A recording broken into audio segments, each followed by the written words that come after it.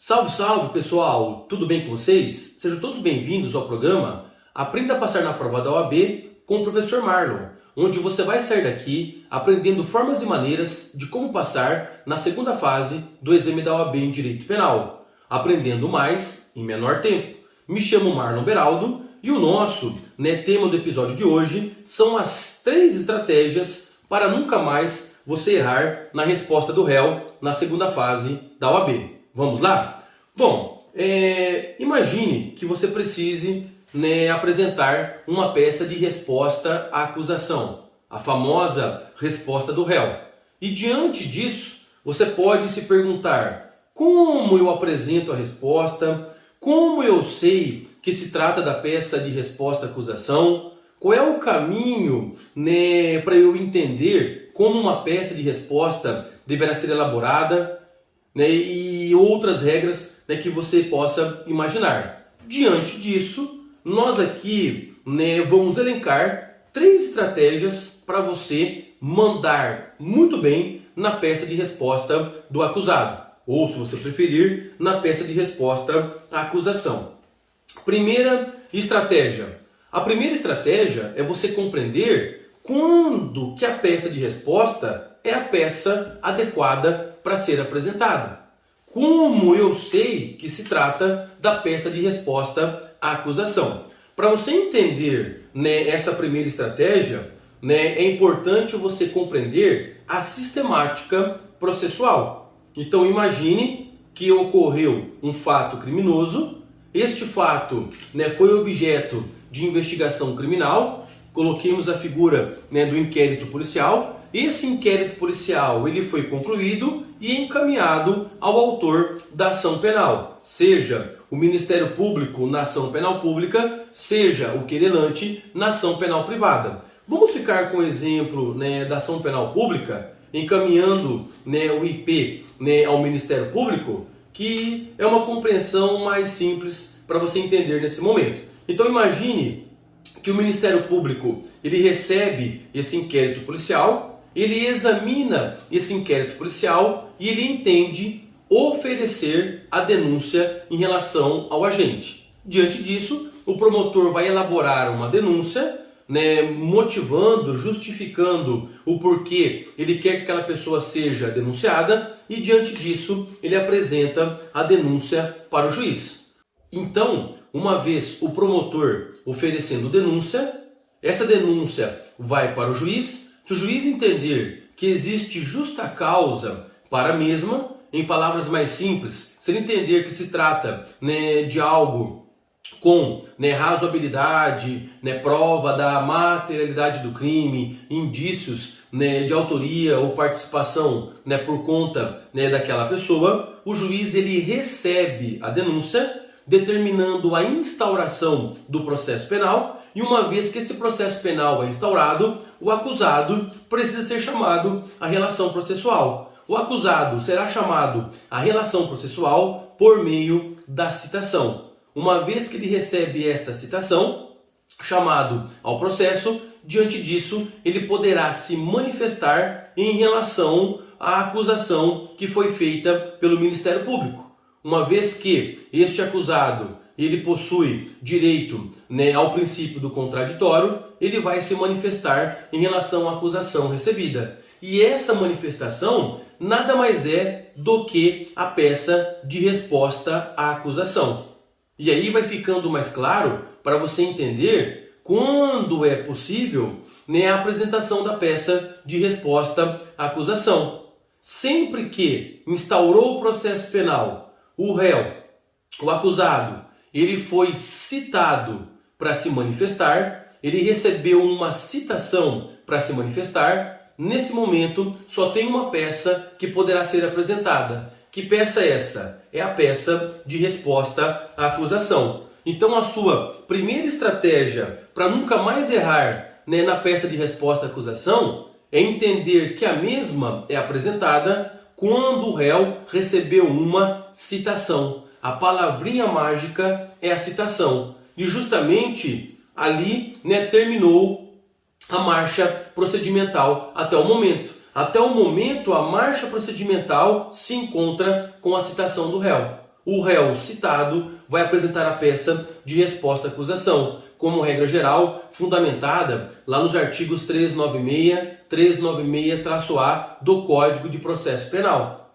Inclusive o artigo 396, na sua redação, ele resume muito bem isso que nós acabamos de afirmar, onde o Ministério Público recebe um inquérito policial, se entende sobre a denúncia, oferece denúncia, o juiz, se não rejeitar a denúncia, ele recebe, determinando a citação do réu para apresentar a peça de resposta à acusação.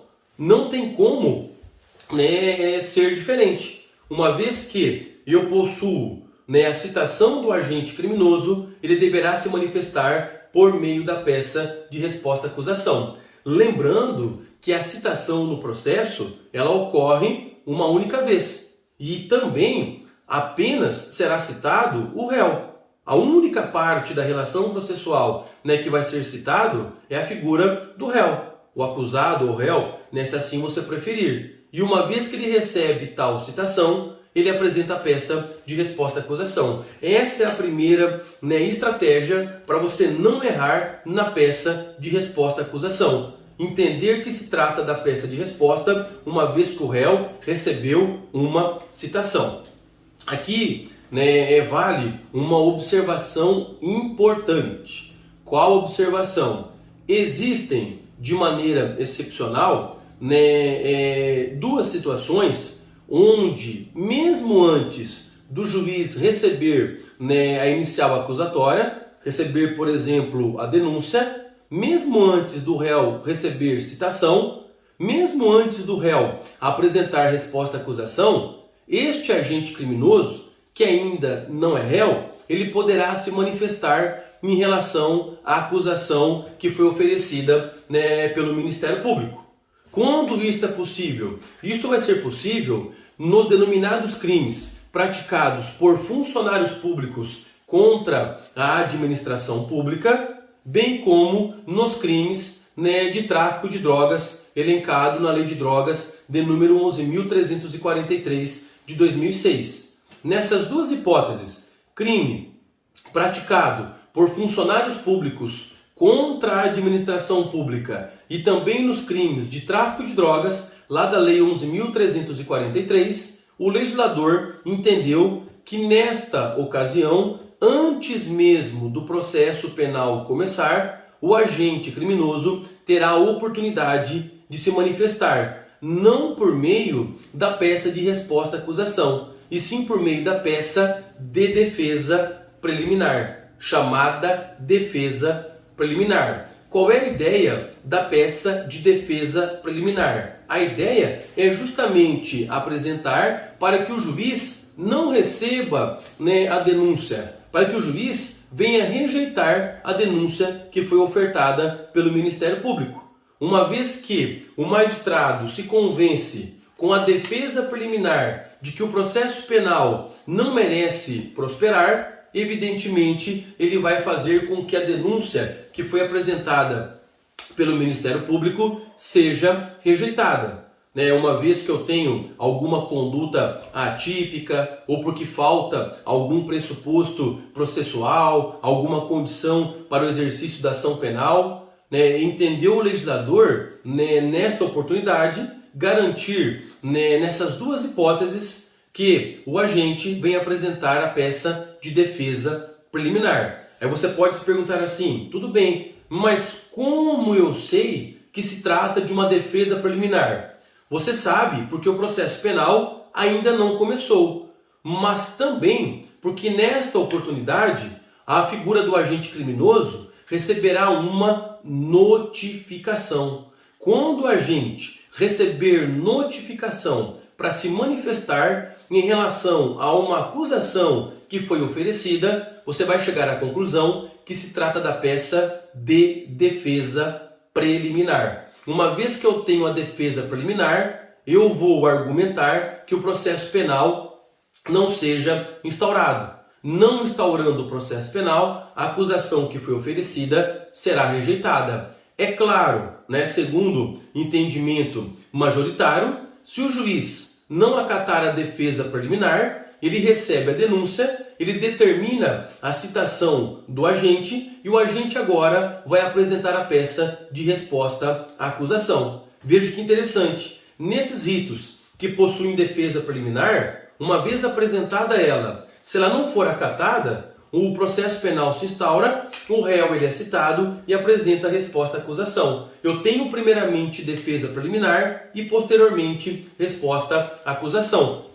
Mas qual que é a diferença de uma para outra? No primeiro momento ocorreu notificação, defesa preliminar. No segundo momento ocorreu citação, resposta à acusação. Lembrando mais uma vez que não são todos os crimes que permitem a peça de defesa preliminar. São as hipóteses dos crimes praticados por funcionários públicos contra a administração pública, aqueles crimes elencados no Código Penal, artigo 312 a 326, bem como também os crimes de tráfico de drogas, lá da Lei 11.343 de 2006. Tráfico de drogas do artigo 33, bem como associação para o tráfico, do artigo 35 e etc, etc e tal. Basta ser crime de tráfico de drogas. Então, diante de uma ou outra situação, apresentamos a peça de defesa preliminar. Se não for esses crimes, aí sim, automaticamente o juiz, se ele receber denúncia, apenas resposta à acusação, porque o réu ele foi citado. Esta é a primeira estratégia para você nunca mais errar na peça de resposta à acusação, na segunda fase do exame da OAB, evidentemente em direito penal. Qual é a segunda estratégia? A segunda estratégia é você saber fundamentar a peça de resposta à acusação. Como que você fundamenta uma peça de resposta à acusação? Muito simples, basta você entender que esta fundamentação, na hora de confeccionar a fundamentação da peça de resposta, você vai ter duas teses. Quais são as duas teses que você possui? Primeira tese, chamada tese de preliminar, que nós podemos subdividir em duas modalidades: preliminar de nulidades e preliminar de extinção de punibilidade. Então, num primeiro momento, que a nossa tese preliminar, eu tanto vou poder alegar questões de nulidades, lá do Código de Processo Penal, artigos 563 a 573, por exemplo, um vício processual, um rito que foi desrespeitado, uma formalidade que era essencial e foi omitida, uma citação que foi feita de maneira equivocada. Enfim, qualquer nulidade que se enquadrar nesses artigos 563 a 573 do Código de Processo Penal. No primeiro momento, preliminar de nulidade. Também eu posso arguir a preliminar de extinção de punibilidade, elencada lá no artigo 107 do Código Penal. Aquelas causas extintivas de punibilidade: morte do agente, abolício crimes, quando uma lei nova deixa de considerar como fato criminoso determinada conduta, bem como as questões de perdão do ofendido, perdão judicial, as clemências soberanas, anistia, graça ou indulto, a mais famosa causa extintiva de punibilidade, prescrição. Você pode arguir como preliminar de extinção de punibilidade na fundamentação jurídica da peça de resposta à acusação. Mais uma vez, você já vai ter um primeiro caminho para iniciar a fundamentação jurídica da peça de resposta à acusação, trabalhando ou uma preliminar de nulidade ou uma preliminar de extinção de punibilidade. Num segundo momento, uma segunda tese que você poderá colocar na fundamentação jurídica da peça é a tese de mérito, que de maneira mais objetiva, essa tese de mérito nada mais são do que as causas de absolvição sumária do agente. Até porque a peça de resposta à acusação, ela está sendo apresentada no início do processo, antes mesmo da fase instrutória. Nesta ocasião, podemos, neste mérito, argumentar pela absolvição sumária, aquela absolvição até mesmo antes de termos a fase de instrução criminal. E aí, né, se você, né, verificar, são aquelas questões elencadas, né, como regra geral, no artigo 397 do Código de Processo Penal. A hipótese, né, de absolvição sumária por excludente de ilicitude, né, por conduta atípica, por não, né, ser, né, o agente, o autor da infração penal. Nestas ocasiões, nós trabalhamos a absolvição sumária. Então veja que interessante. Na hora de montar a fundamentação, para você nunca mais errar na peça de resposta à acusação, você vai lembrar que possui dois fundamentos. Primeiramente, as preliminares, de nulidades e extinção de punibilidade, e de, né, maneira, né, secundária, o mérito. No mérito, as causas de absolvição sumária. Lembrando que lá no artigo 397 do CPP, uma das causas de absolvição sumária é a extinção da punibilidade.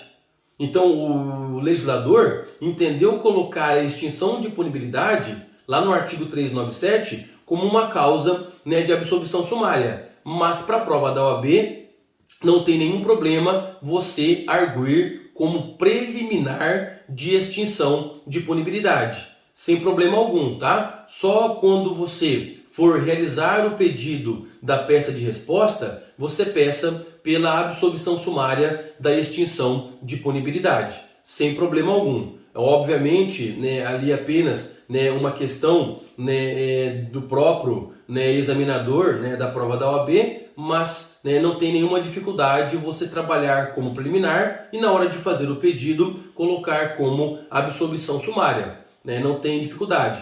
Ah, mas eu acabei colocando, enfim, e nesta oportunidade o examinador poderá me considerar? Pode, tá? Se você inverter também, colocar como absolvição sumária, penso que o examinador não poderá, né, tirar pontos por conta disso. Caso ele venha tirar, é evidente que você está, né, diante de uma prova e eventualmente caberá recurso para o reexame da decisão do examinador. Mas se você quiser evitar essa história, né, de recurso, enfim, vá no que estamos aqui colocando. Faça a preliminar de extinção de punibilidade e na hora de realizar o pedido, peça a absolvição sumária pela extinção de punibilidade. Você nunca mais vai errar na peça de resposta à acusação. Seria a nossa segunda estratégia para você, né, acertar, evidentemente, a peça de resposta no que se refere à fundamentação jurídica da peça. Preliminares e mérito. Bom, também, a título de ilustração, nós, né, temos que tomar cuidado quando estivermos diante de uma peça de resposta à acusação do rito do Tribunal do Júri, dos crimes dolosos contra a vida. Por quê? Porque essa peça de resposta à acusação, ela é fundamentada lá no artigo 406 caput e parágrafo 3º do CPP. Ao invés de você fundamentá-la no 396-A, que é a regra geral das peças de resposta à acusação, você fundamenta no 406 caput e parágrafo 3º. E na hora de você, né, realizar a fundamentação, né, da peça, no que se refere à absolvição sumária, existe uma certa polêmica em relação a isso. Há quem entenda que nós podemos arguir a absolvição sumária do artigo 397 do CPP no bojo de uma peça de resposta à acusação, e há quem entenda que poderá ser arguida a absolvição sumária do artigo 415 do CPP, que seria a absolvição sumária específica para o rito do Tribunal do Júri. É claro que se o examinador da prova da OAB ele cobrar uma peça de resposta à acusação do rito do Tribunal do Júri, por ser um assunto polêmico, ele vai ter que aceitar, né, os dois entendimentos. Quem fundamentou no 397 deverá ser pontuado e quem fundamentou no 415 também deverá ser pontuado. Se você fizer uma análise, o 397 e o 415, ambos do Código de Processo Penal, são semelhantes. Se o examinador conseguir colocar um caso com certa semelhança, você poderá se utilizar de um ou de outro, a não ser que ele coloque uma matéria, né, mais específica de um ou de outro dispositivo. Agora, é claro, né, como é um assunto polêmico, né, você poderá se utilizar dos dois dispositivos legais sem maiores dificuldades. Muito bem, mas de qualquer maneira, a regra geral é que nós tenhamos a fundamentação da peça de resposta à acusação, evidentemente a fundamentação jurídica, nas teses de preliminares, bem como na tese de mérito. E uma observação interessante, como regra, na peça de resposta à acusação, nós não realizamos uma defesa de desclassificação.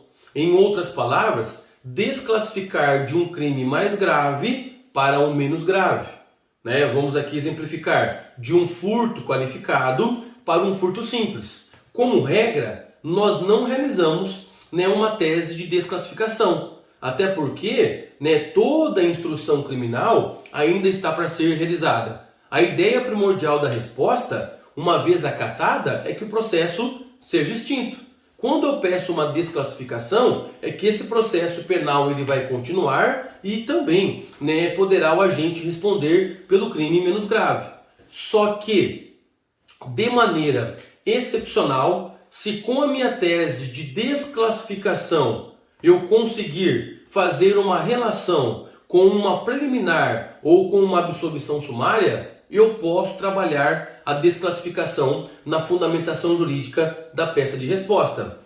Exemplo, imagine mais uma vez, furto qualificado, né, e furto simples. Eu posso trabalhar a desclassificação do furto qualificado para o furto simples com a finalidade de entender que se for furto simples, ocorreu a prescrição do crime. Então o que eu faço? Eu desclassifico de furto qualificado para furto simples, evidentemente a pena do réu vai ser menor e por ser a pena do réu menor, eu posso trabalhar uma prescrição para aquela pena menor. Diante disso, eu teria uma preliminar de extinção de punibilidade pela prescrição. Então, de maneira excepcional, eu posso trabalhar uma desclassificação de um crime mais grave para um menos grave se eu conseguir uma relação com preliminares e com mérito. Se não for existente esta relação, aí não se trabalha a tese de desclassificação.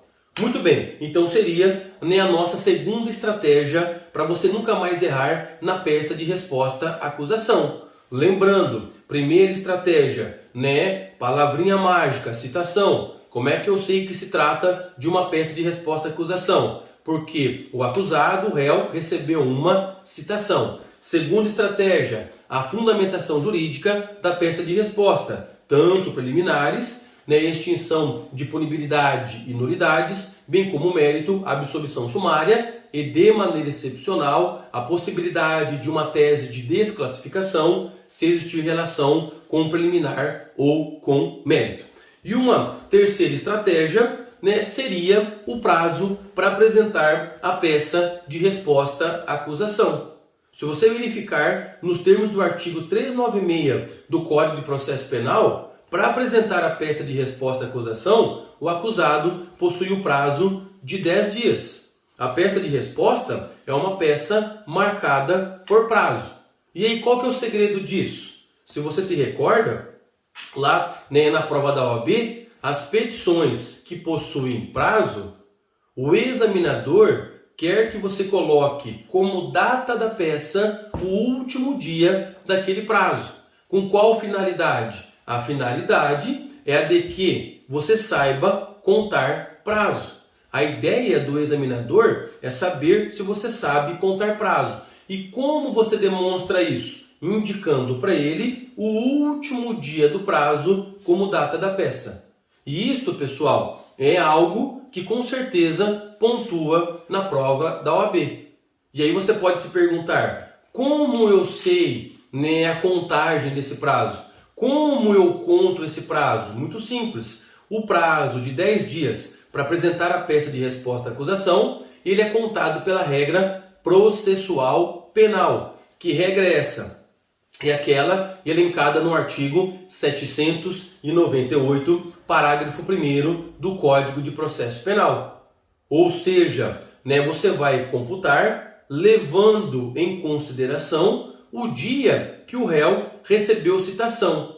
e esse dia que ele recebeu citação, ele é excluído. Você passa a contar a partir do outro dia. Essa é a contagem de qualquer, prazo processual. Uma vez que eu tenho um ato realizado, aquele ato realizado naquele dia, eu vou excluir e passo a contar a partir de outro dia. Falando, numa linguagem mais fácil para você me entender. Quando eu tenho um prazo processual, se o ato aconteceu hoje, o meu prazo começa a contar a partir de amanhã. Porém, a partir de amanhã, que é o meu primeiro dia, tem que ser um dia útil, Se não for um dia útil, eu não posso começar a contar. Eu vou ter que localizar o primeiro dia útil imediato. O que não é dia útil? Não é útil para nós sábado, domingo, feriado e recesso. É claro que o examinador ele vai lhe dar essa informação. Se se trata de um sábado, domingo, feriado, recesso, ele vai lhe dar a informação. Geralmente o examinador ele coloca de que o réu ele foi citado em uma sexta-feira. Com qual finalidade? Para você entender que o próximo dia é um sábado e não dá para iniciar a contagem do prazo. No outro dia é um domingo e também não dá para iniciar a contagem do prazo. Então, quando o prazo vai começar a contar? A partir da segunda-feira. E aí sim, quando você começar a contar, você conta corrido. Então acompanhe comigo. Iniciando na segunda-feira, você conta segunda, terça, quarta, quinta, sexta, sábado, domingo, segunda, terça, quarta. O prazo vai vencer naquela outra quarta-feira. Citou na sexta, começa a contar na segunda. Segunda, terça, quarta, quinta, sexta, sábado, domingo, segunda, terça, quarta. O prazo vencerá na quarta-feira, mais à frente. Desde que esta quarta-feira mais à frente seja um dia útil. Se não for um dia útil, for um feriado, por exemplo, você faria a prorrogação para quinta-feira e assim sucessivamente. Repare que nessa minha contagem, no decorrer no prazo, não tem nenhum problema você contar sábado, domingo, feriado. Não tem nenhum problema, tá? Então imagine 10 dias. Tanto o primeiro dia como o 10º dia deverão ser úteis. Se não forem úteis, nós realizamos a prorrogação do prazo. Mas o segundo, o terceiro, o quarto, o quinto, o sexto, o sétimo, o oitavo, o nono poderá ser qualquer dia. E eu conto normalmente. Igualmente aqui no meu exemplo, eu contei sábado, domingo. Porque está no decorrer do prazo. Agora, quando for para iniciar, que é o primeiro dia, em latim, die a quo, bem como para encerrar, último dia, em latim, die ad quem, tanto die a quo como die ad quem deverão ser úteis. Se não forem úteis, nós realizamos prorrogação à frente. Esta contagem é para nunca mais você errar na peça de resposta à acusação. É a sua terceira estratégia para você conseguir acertar na peça de resposta, para nunca mais você errar essa peça na prova da OAB. Por meio dessas estratégias, você vai conseguir elaborar a petição de resposta à acusação de uma maneira bem tranquila. Primeira estratégia, como é que eu sei que se trata de uma peça de resposta? Porque o réu foi citado, recebeu citação. Segunda estratégia, como é que eu sei que eu faço a fundamentação jurídica da peça de resposta à acusação? Trabalhando preliminares e mérito. Preliminares, nulidades e extinção de punibilidade. Encontro no mérito a questão da absolvição sumária. Terceira estratégia, o prazo de resposta à acusação. São 10 dias e eu faço a contagem nos termos do artigo 798, parágrafo 1º do CPP, que é a regra da contagem processual. Se a citação aconteceu hoje, o meu prazo começa amanhã, desde que amanhã seja um dia útil. Se não for um dia útil, eu faço a prorrogação. Aí eu começo a contar e conto corrido, sem nenhum problema, tá? Na contagem corrida, eu vou contando todos os dias que vem pela frente. Quando chegar no último dia, o último dia também deverá ser útil. Se não for, eu faço prorrogação. Por exemplo, o último dia caiu no domingo. Prorrogo para segunda-feira. Segunda-feira foi feriado. Prorrogo para terça-feira. Terça-feira foi recesso. Prorrogo para quarta-feira. É claro, mais uma vez, que essas informações de sábado, domingo, feriado, recesso, o examinador vai lhe dar. Como por exemplo, mencionei, geralmente eles colocam que a data da citação foi numa sexta-feira. Eles escrevem que esta informação é numa sexta-feira. O que ele quer fazer você entender? Que só pode começar a contar o prazo a partir da segunda-feira. Então, diante disso, você vai ter a informação. E é isso aí, pessoal. As 3 estratégias para nunca mais você errar na resposta à acusação na segunda fase da prova da OAB. Penso que esse vídeo tenha sido produtivo, que as informações aqui colocadas valem com certeza como conhecimento para vocês. E vamos lá, seguindo em frente, vamos estudando um dia após o outro, que com certeza você vai ainda mais formando mais conhecimento. Nos encontramos no próximo vídeo. Um abraço a todos, sorte e paz!